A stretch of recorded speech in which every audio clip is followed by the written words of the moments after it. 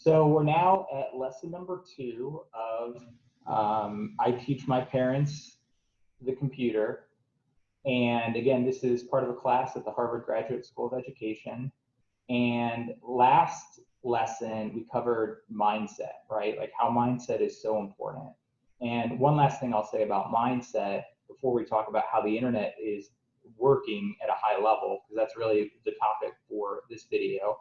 But when it comes to your mindset, I want you to think about how nice it would be if you felt totally comfortable around the computer, right? Like you just feel like, you know what, the computer is not just this like foreign object that I have difficulty with, but you almost view it like a toy, right? Like this toy that you're just playing around with, and you feel so comfortable and such joy from it. And the key is you're not intimidated at all. You're just like, oh, this is a tool, but it's fun, so it's like a toy, right? You can play around with it. You can surf the internet. You can go to all sorts of different websites.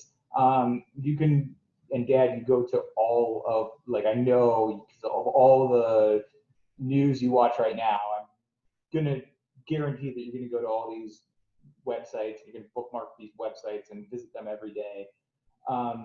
But like, imagine what that would be like in your mind, right? Like, imagine that you have to print something and there's no problem, you print it, or you have to scan it and you scan it and that's no problem. And maybe a lot of people already know how to do that, but maybe it's doing more complicated things. Like maybe you're editing a Word document and you are doing something very specific with the formatting that you just were like, I didn't know I could do that. Or you know, maybe you're hearing terms that you might have heard, but you don't really know, and you just like to know, like Wi-Fi.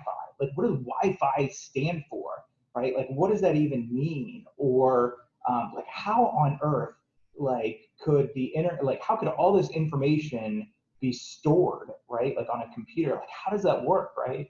But once you know all this stuff, and again, it doesn't take time. It doesn't take a lot of time, and it doesn't take too much effort because we're going to go through all this. Like, imagine how confident you'll be. And confidence is such an important thing when you're learning things, because you just sort of feel like, hey, I can mess up and that's okay.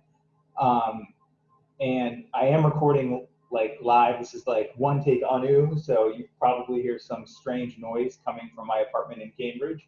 I'm not sure what that is. There might be people working outside, but whatever. We're gonna roll with it because that's emblematic of the approach to computer learning. It's like, oh, there's a problem, no big deal. We'll just keep going.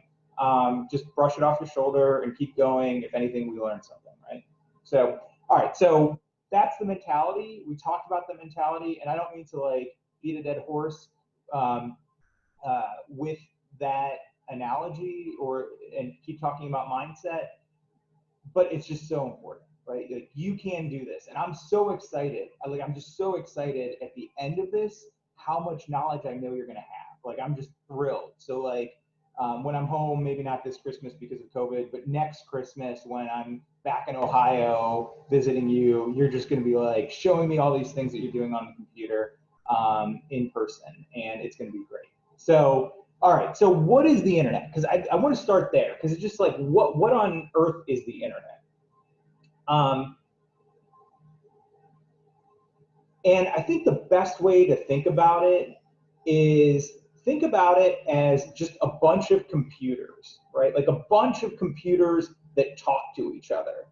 And that might seem kind of basic. So let me give you an analogy. Let's say I walk into a restaurant and I tell the waiter, hey, I want chicken, right? Growing up in a Hindu household, not good to eat meat, but I already told you I had that phase where I eat meat. I still do because I can't help steak. I know it's really sacrilegious in our heritage, but I digress. So, but I don't eat too much meat anymore. This is amazing. So I'm teaching my parents the computer, and then within like 2 minutes, I'm confessing that I ate meat. So anyway, all of that moved to the side. But let's say I go to the restaurant and I order chicken, right? Then, hey, someone gives me chicken, right? But then let's say I decide, I want to order eggplant parmesan. guess what? I get eggplant parmesan. Then I go to the restaurant and then I say, you know what, I really love pasta. So give me a pasta dish. I get a pasta dish. You get the idea. Like I can order whatever I want, right? And the waiter serves me the food, right? So it's prepared and then it serves me the food, okay? And I can go to whatever restaurant I want, right? Like I can go to an Indian food place. There's this great Indian food place in Cambridge I told you about called Maharaja. It's amazing. Like amazing Mutter Paneer. Great naan, let me just say that. But so, I can go to an Indian food place, I can go to a Thai place, I can go to a Mexican place, I can go to whatever cuisine I want, and I can get food from there, right? And someone will serve me the food. Well, you can kind of make the analogy to the internet, right? Where I can go to, so my computer walks into a restaurant and orders food and it's served up food, right? So let's say I walk into the restaurant and I order Mexican food. Well, the analogy would be that my computer wants to visit Facebook, so it goes and then it requests, hey, I want to go to Facebook, and then other computers owned by Facebook send information to my computer and they say, okay, well, here's facebook.com. Here's everything that comprises facebook.com. So really, it's almost like a computer going into a restaurant and ordering from another computer. And then the computers like talk to each other. They say, do you want this? Yeah, okay, I want that. And then the computer that's like the restaurant serves up the information to the computer that walked into the restaurant. And in fact, this idea of serving is actually pretty accurate when it comes to some of the terminology for computers. So the computer that's making the request, like saying, hey, I want to go to facebook.com, can you order me up facebook.com? That's called the client. Hopefully you didn't see me just sit there, but whatever. We're rolling it. We're just moving ahead. We're moving ahead. So I'm the client. That computer is the client. Facebook.com, their computers are the server, and they serve up information. So you might have like heard this idea of what a server is. A server is just a computer that contains all the files that make up Facebook.com. So like images and text and like other graphics and all sorts of things that we'll get into later. But really it's as basic as that.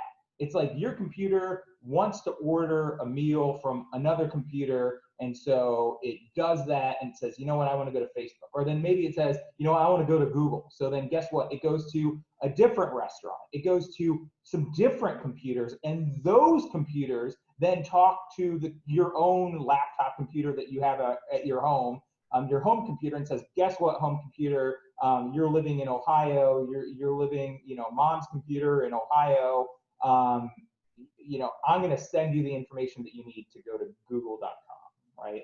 And that's what the internet is that there's just a bunch of computers, and to simplify, you can think of like one computer housing a particular website, right?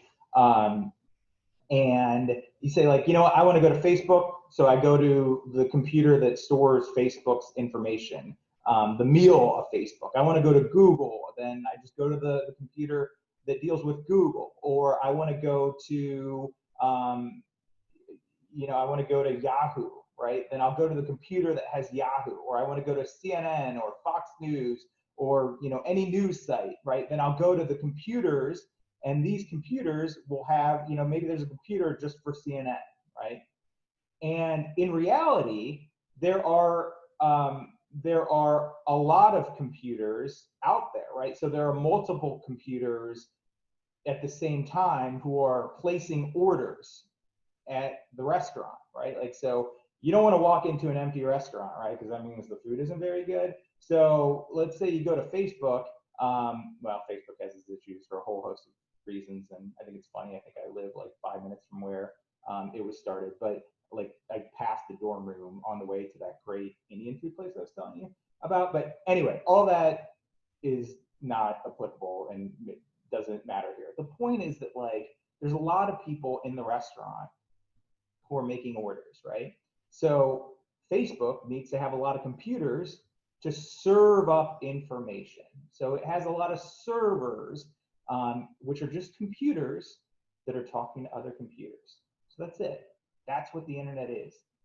Computers are just talking to computers, requesting information, and they're just like a restaurant, they're ordering, and then they're getting their orders filled.